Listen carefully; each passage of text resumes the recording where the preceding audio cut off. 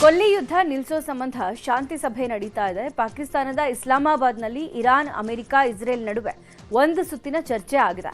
ಸಂಧಾನ ಸಭೆಯಲ್ಲಿ Iran team ಹೊಸ ಬೇಡಿಕೆಯನ್ನಿಟ್ಟಿದೆ. ಐಆರ್ಜಿಸಿಗೆ ಕೊಟ್ಟ ಭಯೋತ್ಪಾದನೆ ಪಟ್ಟ ತೆಗೆಯೋಕೆ ಬೇಡಿಕೆ ಇಟ್ಟಿದ್ದು, ಇರಾನ್ ಷರತ್ತಿಗೆ ಅಮೆರಿಕನ್ ನಿಯೋಗ ತಬ್ಬಿಬ್ಬಾಗಿದೆ. ಸಭೆಯಲ್ಲಿ ಒಮ್ಮತ ಮೂಡದ ಹಿನ್ನೆಲೆ ಇವತ್ತೂ ಕೂಡ ಸಭೆ ಕಂಟಿನ್ಯೂ ಆಗಲಿದೆ.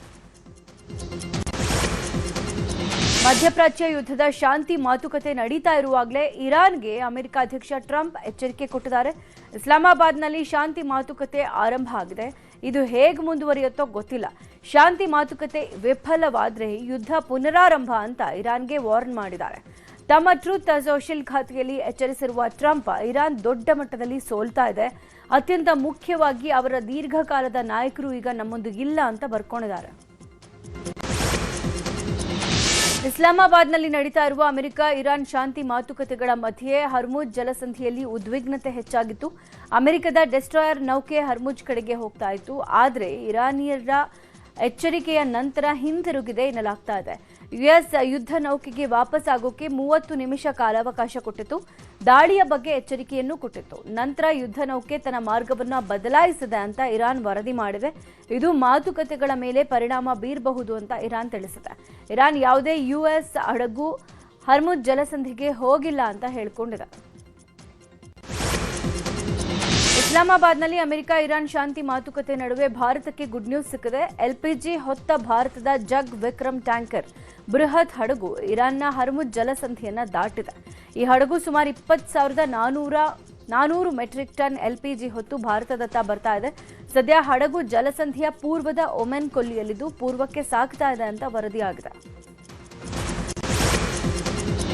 ಕೊಲ್ಲಿ ರಾಷ್ಟ್ರಗಳ ಯುದ್ಧದ ಪರಿಣಾಮ ದೇಶದ ವಾಣಿಜ್ಯ ಬಂದರುಗಳಿಗೂ ತಟ್ಟಿದೆ. ಕಾರವಾರ ವಾಣಿಜ್ಯ ಬಂದರು ಆರ್ಥಿಕ ನಷ್ಟದಲ್ಲಿ ಸಿಲುಕಿಕೊಂಡಿದೆ.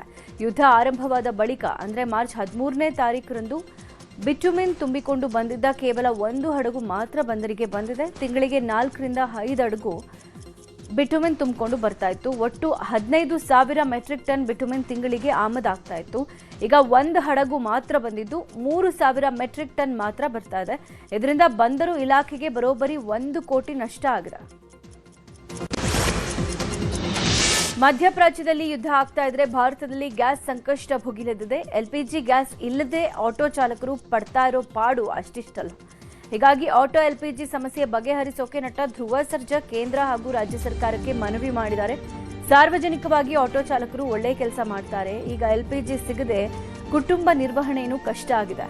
ಗ್ಯಾಸ್ ಹಾಕಿ ಬಾಡಿಗೆ ಸಿಕ್ಕಿ ಮನೆ ನಿರ್ವಹಣೆ ಕಷ್ಟ ಆಗ್ತಾ ಇದೆ. ಆದಷ್ಟು ಬೇಗ ಅವ್ರ ಸಮಸ್ಯೆಯನ್ನ ಬಗೆಹರಿಸಿ ಅಂತ ಮನವಿ ಮಾಡಿದ್ದಾರೆ.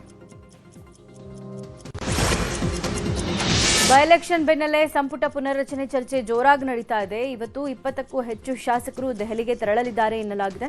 ಅಶೋಕ್ ಪಟ್ಟಣ್, ಟಿಬಿ ಜಯಚಂದ್ರ ನೇತೃತ್ವದಲ್ಲಿ ಶಾಸಕರು ಪ್ರಯಾಣ ಬೆಳೆಸಲಿದ್ದು, ಲೋಕಸಭೆ ವಿಪಕ್ಷ ನಾಯಕ ರಾಹುಲ್ ಗಾಂಧಿ ಹಾಗೂ ಎಐಸಿಸಿ ಅಧ್ಯಕ್ಷ ಮಲ್ಲಿಕಾರ್ಜುನ್ ಖರ್ಗೆ, ಕೆಸಿ ವೇಣುಗೋಪಾಲ್ ಭೇಟಿಗೆ ಶಾಸಕರು ಪ್ಲಾನ್ ಮಾಡಿದ್ದಾರೆ. ಸಚಿವ ಸ್ಥಾನ ನೀಡುವಂತೆ ಹಿರಿಯ ಶಾಸಕರು ಒತ್ತಾಯ ಮಾಡಲಿದ್ದು, ಏಪ್ರಿಲ್ 17ರಂದು ಸಿಎಂ ಡಿಸಿಎಂ ಭೇಟಿಗೂ ಮುನ್ನವೇ ಶಾಸಕರ ಪರೇಡ್ ಶುರುವಾಗಿದೆ. ಸಂಪುಟ ಪುನರ್ರಚನೆ ಕುರಿತು ಮಾತನಾಡಿದ ಕಾಂಗ್ರೆಸ್ ಹಿರಿಯ ಶಾಸಕ ಟಿಬಿ ಜಯಚಂದ್ರ, ಮೊನ್ನೆ ಸದನ ನಡೆಯುವಾಗ ಹಿರಿಯ ಶಾಸಕರು ಸೇರಿ ಚರ್ಚಿಸಿದ್ವಿ. ಸಾಮೂಹಿಕವಾಗಿ ದೆಹಲಿಗೆ ಹೋಗಿ ವರಿಷ್ಠರನ್ನ ಭೇಟಿ ಮಾಡಬೇಕು. ಮುಂದಿನ ಸಂಪುಟ ಪುನರ್ರಚನೆ ವೇಳೆ ನಮ್ಮನ್ನ ಪರಿಗಣಿಸಬೇಕು ಅನ್ನೋದು ನಮ್ಮ ಉದ್ದೇಶ ಅಂತ ಹೇಳಿದ್ದಾರೆ. ದಾವಣಗೆರೆ ದಕ್ಷಿಣ ಉಪಚುನಾವಣೆಯಲ್ಲಿ ಕಾಂಗ್ರೆಸ್ ವಿರುದ್ಧ ಕೆಲಸ ಮಾಡಲಾಗಿದೆ ಅಂತ ಶಾಸಕ ರಿಜ್ವಾನ್ ಹರ್ಷದ್ ಸಲೀಂ ಅಹಮದ್ ಆರೋಪ ಮಾಡಿದ್ದಾರೆ. ಪರೋಕ್ಷವಾಗಿ ಜಮೀರ್ ವಿರುದ್ಧವೂ ವರಿಷ್ಠರಿಗೆ ದೂರು ಸಲ್ಲಿಕೆ ಆಗಿದೆಯಂತೆ. ಈ ಬಗ್ಗೆ ಹೈಕಮಾಂಡ್ಗೆ ರಣದೀಪ್ ಸಿಂಗ್ ಸುರ್ಜೇವಾಲಾ ರಿಪೋರ್ಟ್ ಕೊಟ್ಟ ಬೆನ್ನಲ್ಲೇ ಕಾಂಗ್ರೆಸ್ ಅಲ್ಪಸಂಖ್ಯಾತರ ಘಟಕದ ರಾಜ್ಯಾಧ್ಯಕ್ಷ ಸ್ಥಾನಕ್ಕೆ ಅಬ್ದುಲ್ ಜಬ್ಬಾರ್ ರಾಜೀನಾಮೆ ಕೊಟ್ಟಿದ್ದಾರೆ. ದಾವಣಗೆರೆ ದಕ್ಷಿಣದಲ್ಲಿ ಎಸ್ಡಿಪಿಐ ಅಭ್ಯರ್ಥಿಗೆ ಬೆಂಬಲ ನೀಡಿದ್ದ ಆರೋಪ ಇತ್ತು. ತಮ್ಮ ವಿರುದ್ಧದ ಪಕ್ಷ ವಿರೋಧಿ ಚಟುವಟಿಕೆ ಆರೋಪ ಬೆನ್ನಲ್ಲೇ ಅಲ್ಪಸಂಖ್ಯಾತ ಘಟಕಕ್ಕೆ ಅಬ್ದುಲ್ ಜಬ್ಬಾರ್ ರಾಜೀನಾಮೆ ಸಲ್ಲಿಕೆ ಮಾಡಿದ್ದಾರೆ. ಈ ವಿಚಾರವಾಗಿ ಡಿಸಿಎಂ ಡಿಕೆ ಶಿವಕುಮಾರ್ ಪ್ರತಿಕ್ರಿಯಿಸಿದ್ದಾರೆ. ಈಗ ನಾನು ಎಲ್ಲೂ ಮಾತನಾಡೋಲ್ಲ. ನನಗೂ ಕೆಲ ರಿಪೋರ್ಟ್ಸ್ ಬಂದಿದೆ. ಮೈನಾರಿಟಿ ಪ್ರೆಸಿಡೆಂಟ್ ರಾಜೀನಾಮೆ ಕೊಟ್ಟಿದ್ದಾರೆ. ನಾನು ಅದನ್ನ ವೆರಿಫೈ ಮಾಡ್ತಾ ಇದ್ದೀನಿ. ನಾನು ಲೋಕಲ್ ಲೀಡರ್ಸ್ ಹತ್ರ ರಿಪೋರ್ಟ್ ತರಿಸ್ಕೊಳ್ತೀನಿ. ವರದಿ ಪಡೆದ ನಂತರವೇ ಮಾತನಾಡ್ತೀನಿ ಅಂತ ಹೇಳಿದ್ರು.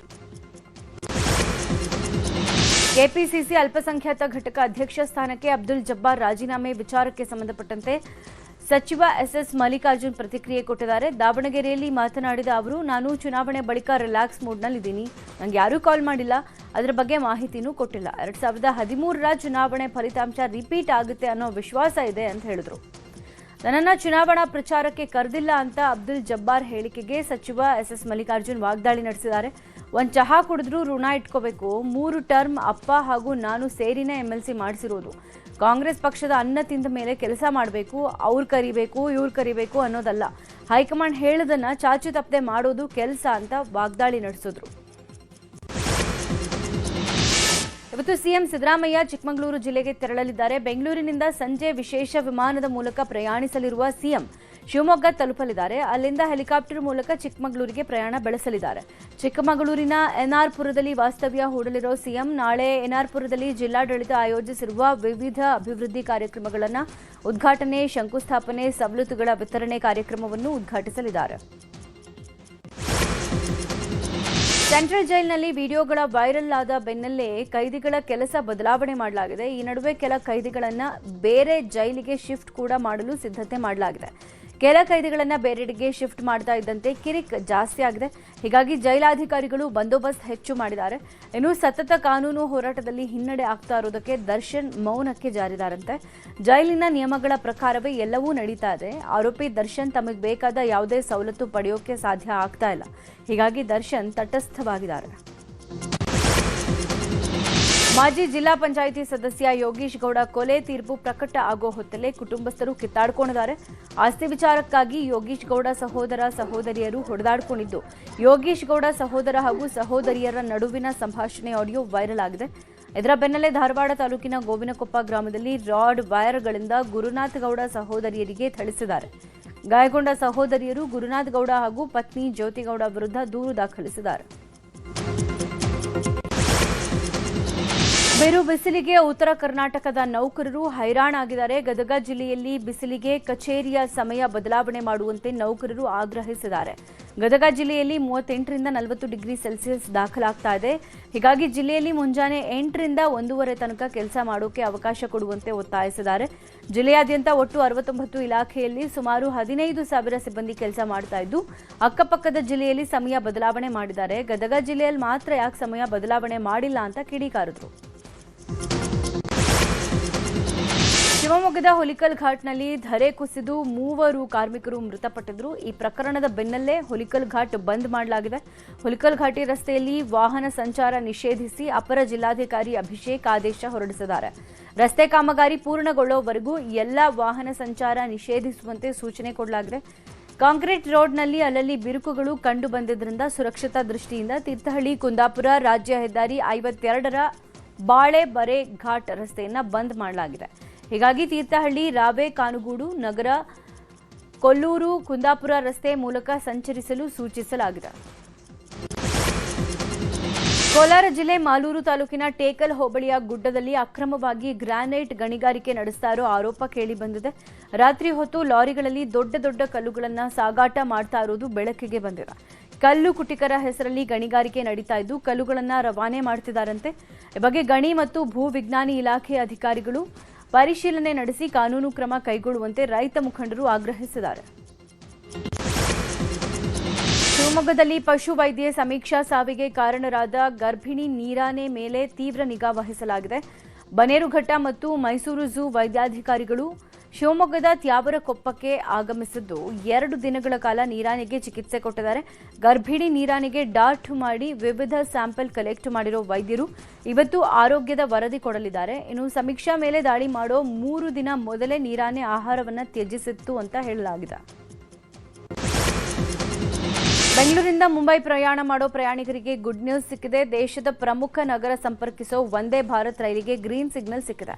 ಈ ಹೊಸ ರೈಲು ಕೆಎಸ್ಆರ್ ಬೆಂಗಳೂರು ಮತ್ತು ಮುಂಬೈನ ಛತ್ರಪತಿ ಶಿವಾಜಿ ಮಹಾರಾಜ್ ಟರ್ಮಿನಲ್ ನಡುವೆ ಸಂಚರಿಸುತ್ತೆ. ಇನ್ನು ಹೊಸ ರೈಲಿನಿಂದ ಪ್ರಯಾಣದ ಸಮಯ ಕಡಿಮೆ ಆಗೋ ನಿರೀಕ್ಷೆ ಇದೆ. ಉದ್ಯಾನ ಎಕ್ಸ್ಪ್ರೆಸ್ ಮಾತ್ರ ನೇರ ಸಂಪರ್ಕ ಕಲ್ಪಿಸ್ತಾ ಇದ್ದು ಸುಮಾರು 1136 ಕಿಲೋಮೀಟರ್ ದೂರವನ್ನು 23ರಿಂದ 24 ಗಂಟೆಗಳ ಅವಧಿಯಲ್ಲಿ ತಲುಪ್ತಾ ಇತ್ತು. ಇದೀಗ ವಂದೇ ಭಾರತ್ ಸ್ಲೀಪರ್ ರೈಲಿನಲ್ಲಿ ಪ್ರಯಾಣದ ಸಮಯ ಗಣನೀಯವಾಗಿ ಕಡಿಮೆ ಆಗೋ ನಿರೀಕ್ಷೆ ಇದೆ. ಹಾವೇರಿ ಜಿಲ್ಲೆ ಬ್ಯಾಡಗಿ ತಾಲೂಕಿನ ಗುಮ್ಮನಹಳ್ಳಿ ಗ್ರಾಮದಲ್ಲಿ ಹಸು ಅಟ್ಟಾಡಿಸಿ ಅಜ್ಜಿಗೆ ಗುದ್ದಿದೆ. ಏಕಾಏಕಿ ಹಸು ವೃದ್ಧೆಯ ಮೇಲೆ ಎರಗಿದ್ದು ಗೂಡ್ಸ್ ಗಾಡಿಗೆ ಹೊರಗೆ ನಿಂತಿದ್ದರಿಂದ ಸ್ವಲ್ಪದರಲ್ಲೇ ಅಪಾಯದಿಂದ ಅಜ್ಜಿ ಪಾರ್ವತವ್ವ ಪಾರಾಗಿದ್ದಾರೆ. ಅಜ್ಜಿಯನ್ನ ಅಟ್ಟಾಡಿಸಿಕೊಂಡು ಬಂದ ದೃಶ್ಯ ಸಿಸಿಟಿವಿಯಲ್ಲಿ ಸೆರೆಯಾಗಿದೆ.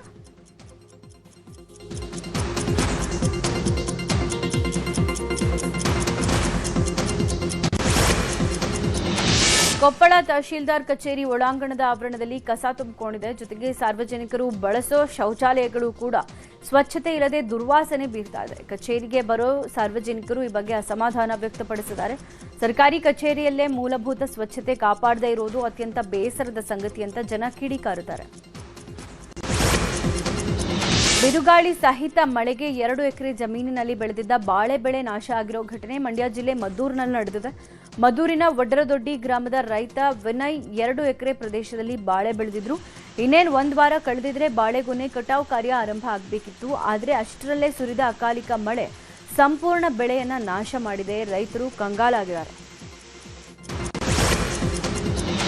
ಪ್ರಸಿದ್ಧ ಗಾಯಕಿ ಮತ್ತು ಪದ್ಮವಿಭೂಷಣ ಪ್ರಶಸ್ತಿ ಪುರಸ್ಕೃತೆ ಆಶಾ ಭೋಸ್ಲೆ ಅನಾರೋಗ್ಯದ ಹಿನ್ನೆಲೆ ಆಸ್ಪತ್ರೆಗೆ ದಾಖಲಾಗಿದ್ದಾರೆ. ಮುಂಬೈನ ಬ್ರೀಚ್ ಕ್ಯಾಂಡಿ ಆಸ್ಪತ್ರೆಗೆ ದಾಖಲಾಗಿದ್ದು ಚಿಕಿತ್ಸೆ ಕೊಡಲಾಗ್ತಾ ಇದೆ. ಆಶಾ ಭೋಸ್ಲೆ ಅವರ ಆರೋಗ್ಯದ ಬಗ್ಗೆ ಮೊಮ್ಮಗಳು ಜನಯ್ ಭೋಸ್ಲೆ ಇನ್ಸ್ಟಾಗ್ರಾಂನಲ್ಲಿ ಪೋಸ್ಟ್ ಮಾಡಿ ಮಾಹಿತಿ ಹಂಚಿಕೊಂಡಿದ್ದಾರೆ. ನನ್ನ ಅಜ್ಜಿ ತೀವ್ರ ಎದೆ ನೋವಿನಿಂದ ಬಳಲ್ತಾ ಇದ್ದು ಆಸ್ಪತ್ರೆಗೆ ದಾಖಲಾಗಿದ್ದಾರೆ. ಚಿಕಿತ್ಸೆ ಮುಂದುವರಿತಾ ಇದೆ, ಸ್ಪಂದಿಸ್ತಾ ಇದ್ದಾರೆ ಅಂತ ಬರ್ಕೊಂಡಿದ್ದಾರೆ. ಉತ್ತರಾಖಂಡ್ನ ಕೇದಾರನಾಥದಲ್ಲಿ ನಿರಂತರ ಹಿಮಪಾತ ಆಗ್ತಾ ಇದೆ. ಭಾರೀ ಹಿಮಪಾತದಿಂದ ದೇಗುಲದ ಸುತ್ತಮುತ್ತಲಿನ ಪ್ರದೇಶದಲ್ಲಿ ದಟ್ಟ ಮಂಜು ಆವರಿಸಿದೆ. ಭೂಮಿಯ ಮೇಲಿನ ಸ್ವರ್ಗದಂತೆ ಭಾಸ ಆಗ್ತಾ ಇದೆ. ಇನ್ನು ಕೆಲವೇ ದಿನಗಳಲ್ಲಿ ಯಾತ್ರೆ ಆರಂಭ ಆಗಲಿದ್ದು ಯಾತ್ರಾರ್ಥಿಗಳಿಗೆ ಯಾವುದೇ ತೊಂದರೆ ಆಗದಂತೆ ಸೂಕ್ತ ಕ್ರಮಗಳನ್ನು ಕೈಗೊಳ್ಳಲಾಗ್ತಾ ಇದೆ. ರುದ್ರಪ್ರಯಾಗ ಆಡಳಿತ ಮಂಡಳಿ ರಸ್ತೆ ಸಂಪರ್ಕ ಸುಗಮಗೊಳಿಸೋ ಕಾರ್ಯದಲ್ಲಿ ನಿರತವಾಗಿದೆ.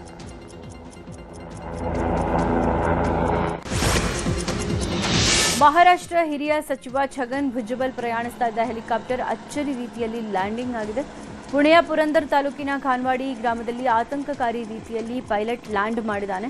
ನಿಗದಿತ ಹೆಲಿಪ್ಯಾಡ್ ಬದಲಿಗೆ 1 ಕಿಲೋಮೀಟರ್ ದೂರದಲ್ಲಿದ್ದ ವಾಹನಗಳ ಪಾರ್ಕಿಂಗ್ ಪ್ರದೇಶದಲ್ಲಿ ಪೈಲಟ್ ಹೆಲಿಕಾಪ್ಟರ್ ಅನ್ನು ಇಳಿಸಿ ಎಲ್ಲರಿಗೂ ಆತಂಕ ಸೃಷ್ಟಿ ಮಾಡಿದ್ದಾನೆ. ಐಪಿಎಲ್ 19ನೇ ಆವೃತ್ತಿಯ 17ನೇ ಪಂದ್ಯದಲ್ಲಿ ಸನ್ರೈಸರ್ಸ್ ಹೈದರಾಬಾದ್ ವಿರುದ್ಧ ಪಂಜಾಬ್ ಕಿಂಗ್ಸ್ 6 ವಿಕೆಟ್ಗಳ ಭರ್ಜರಿ ಗೆಲುವು ಸಾಧಿಸಿದೆ. ನ್ಯೂ ಚಂಡೀಗಢ ಮೈದಾನದಲ್ಲಿ ನಡೆದ ಪಂದ್ಯದಲ್ಲಿ ಮೊದಲು ಬ್ಯಾಟ್ ಮಾಡಿದ ಹೈದರಾಬಾದ್ ತಂಡ 20 ಓವರ್ಗಳಲ್ಲಿ 6 ವಿಕೆಟ್ ನಷ್ಟಕ್ಕೆ 219 ರನ್ ಕಲೆ ಹಾಕಿತು. ಈ ಗುರಿ ಬೆನ್ನತ್ತಿದ ಪಂಜಾಬ್ ಕಿಂಗ್ಸ್ 18.5 ಓವರ್ಗಳಲ್ಲಿ ಗೆಲುವಿನ ನಗೆ ಬೀರಿದೆ. ಐಪಿಎಲ್ 19ನೇ ಆವೃತ್ತಿಯ 18ನೇ ಪಂದ್ಯದಲ್ಲಿ ಡೆಲ್ಲಿ ಕ್ಯಾಪಿಟಲ್ಸ್ ವಿರುದ್ಧ ಚೆನ್ನೈ ಸೂಪರ್ ಕಿಂಗ್ಸ್ ಗೆಲುವಿನ ನಗೆ ಬೀರಿದೆ. ಚಪಾಕ್ ಮೈದಾನದಲ್ಲಿ ನಡೆದ ಪಂದ್ಯದಲ್ಲಿ ಮೊದಲು ಬ್ಯಾಟ್ ಮಾಡಿದ ಸಿಎಸ್ಕೆ 20 ಓವರ್ ನಷ್ಟಕ್ಕೆ 2 ವಿಕೆಟ್ ಕಳ್ಕೊಂಡು 212 ರನ್ ಗಳಿಸಿತ್ತು. ಕಳೆದ 3 ಪಂದ್ಯಗಳಲ್ಲಿ ನೀರಸ ಪ್ರದರ್ಶನ ನೀಡಿದ್ದ ಸಂಜು ಸ್ಯಾಮ್ಸನ್ ಭರ್ಜರಿ ಶತಕ ಸಿಡಿಸುವ ಮೂಲಕ ಲಯಕ್ಕೆ ಮರಳಿದ್ದಾರೆ. 213 ರನ್ಗಳ ಗುರಿ ಬೆನ್ನತ್ತಿದ ಡೆಲ್ಲಿ ತಂಡ 189 ರನ್ಗಳಿಗೆ ಆಲ್ಔಟ್ ಆಗುವ ಮೂಲಕ 23 ರನ್ಗಳಿಂದ ಸೋಲು ಕಂಡಿದೆ.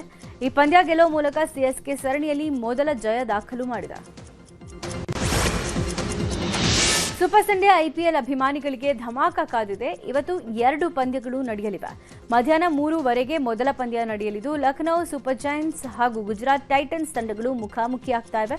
ಲಖನೌ ತಂಡ ಆಡಿರೋ 3 ಪಂದ್ಯಗಳ ಪೈಕಿ 2ರಲ್ಲಿ ಗೆಲುವು ಸಾಧಿಸಿದ್ದು 1ರಲ್ಲಿ ಸೋಲನುಭವಿಸಿದೆ. ಇನ್ನು ಗುಜರಾತ್ ಆಡಿರೋ 3 ಪಂದ್ಯಗಳ ಪೈಕಿ 1ರಲ್ಲಿ ಗೆಲುವು ಸಾಧಿಸಿದ್ದು 2 ಪಂದ್ಯಗಳಲ್ಲಿ ಸೋಲನುಭವಿಸಿದೆ.